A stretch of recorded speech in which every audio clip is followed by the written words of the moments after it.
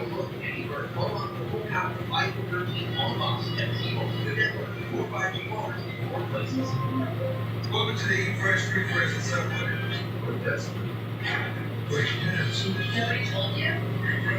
Subway's refreshing with better ingredients, better footlongs, and better spokespeople. Because you got to request the Eat Fresh.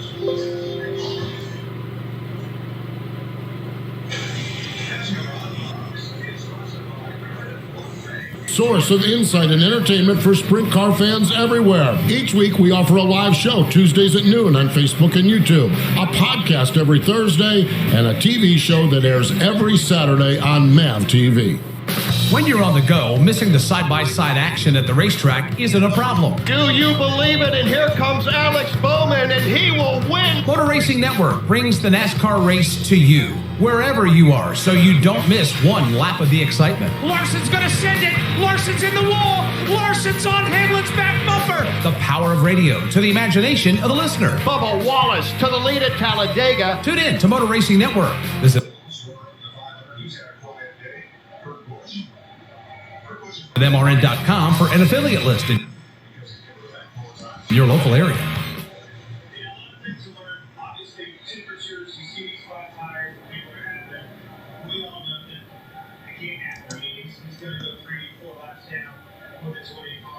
Back at Auto Club Speedway, working caution flag for the 5th time today. A total of 22 of the 94 laps have been run under the caution flag. 2 Joe Gibbs Racing Toyotas are on the pit lane right now, separated by 1 pit box. You've got Denny Hamlin down there continuing to work on his overheating issues. Christopher Bell has just now been drug into his pit box down there as they have to assess the damage on that race car and try to get it fixed to get back on the racetrack. Highest running Toyota in the field right now belongs to Kurt Busch, and we'll actually have to wait for that to cycle around because Kurt was on pit road just a moment ago, and they continued to be what appeared to be pumping air into that radiator, trying to cool that car down. A long day for Toyotas. Let's get the latest. Postman is down there. Christopher Bell has just arrived a moment ago, and Denny Hamlin there as well, Steve. Yeah, let's give you a Joe Gibbs Racing full report here. They are trying to cool down Denny Hamlin's car. He's able to turn it on and turn it off. That cools the temperature. That was Denny just driving by there. You could hear it in the background on the microphone. They're able to cool it down by turning it on and turning it off. Well, the problem is you can't do that under green flag conditions. So they've just tried to cool it down and try to diagnose what the problem is. Working on the car, they had some flat tires on Christopher Bell's car, and they're working on that, but they're back out with basically the leaf blowers blowing some air down into the cowls of that car, into the nose piece of that car, so that would indicate, in fact, now they're recycling the water as well. So the overheating problem for Christopher Bell continues. The third Joe Gibbs Racing team was just on the PF Black Card for just $22.99 a month. Hurry, deal in soon. They had a lug nut that was loose. Hey, Mike Walter here, and I want you to be my guest at the Echo Park Automotive Grand Prix. Your VIP experience includes the best host ever, me, for a VIP NASCAR trip to Coda. So enter today. A rough day at the office, if you will, for Joe Gibbs Racing Team, as they're all having problems here today.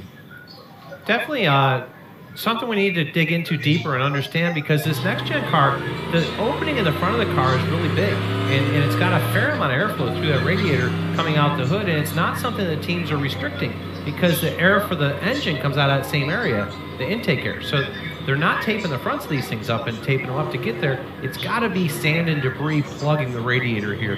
A good old wore-out racetrack, it's kind of rough here. It is, and the wind, as you mentioned, the sand and debris that blows around a little bit. The wind was blowing rather briskly from turns 1 and 2 across the infield to 3 and 4. It's completely done a 180 now, and it's going 3 and 4 back to turns 1 and 2 as we get set for the restart. A couple of red cars at the front of the field, a red Mustang and a red Camaro. Tyler Reddick in the Camaro, the red Ford Mustang, that's Chase Briscoe, side by side, back to 1. Here they come. Tyler Reddick has got a half a car length lead over William Byron as Chase Briscoe goes down to the low side. Kyle Larson riding the rim, good for passing 2 cars, 3 cars. Kyle Larson will try to make it the top 5 down the back straightaway. He will do just that. He squeezes his way past traffic all the way to the outside as they enter the backstretch, and now he straightens up in line in the 5th position. Tyler Reddick is the race leader, though, as he comes racing back into the corner. Behind him, Kyle Larson on the charge again. This time, he'll work all the way down to the bottom of the racetrack, trying to pull even with Chase Briscoe. This job is not successful in doing so. Briscoe hangs on to the spot. Larson falls back in line and runs 4th. Eric Jones now up to position number 5. We'll see if Eric Larson gets around Eric Jones, and he does right before they get to turn 1. So now Kyle Larson has the 4th spot, sets his sights on Chase Briscoe before feeling a challenge from Joey Logano on the low line. Here's Logano now. He was all the way down the bottom side of the racetrack. He stacked them 3 wide for just a moment. Now he switches lanes.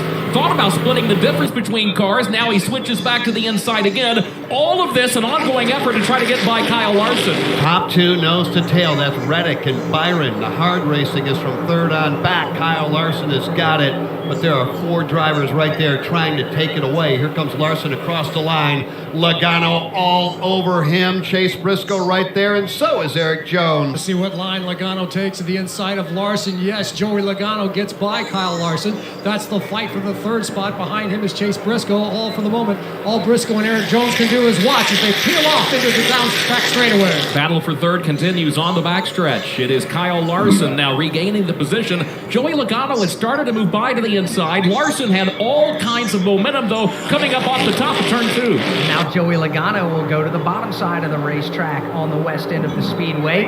Larson, a car length or so off the wall in the midpoint of the corner, lets it drift up on exit of turn 4. Larson is your 3rd place car. Logano goes 4th. Chase Briscoe is 5th. A little further back, pole sitter Austin Cindric on the move. He is down to the inside. Looks like the Eric Jones machine saw a brief puff of smoke from one of the cars. Perhaps slight contact was made into turn 1. It'll be Eric Jones up high with Austin Cindric down low. Austin Cindric tried to take the 7th position away from Eric Jones, but Jones is fighting back in the outside lane. Alex Bowman is also part of that mix to the high side as well. Again, 7th position on back. For now, it's Eric Jones. We got Cole Custer back there. Brad Kozlowski is riding right behind Alex Bowman. They fan out. They'll go 3 wide off of turn number 4. Then they'll tuck back in line. Meanwhile, at the front of the field, battle for the lead. William Byron is there. Byron is feeling racy to the inside of Tyler Reddick, and he's got it.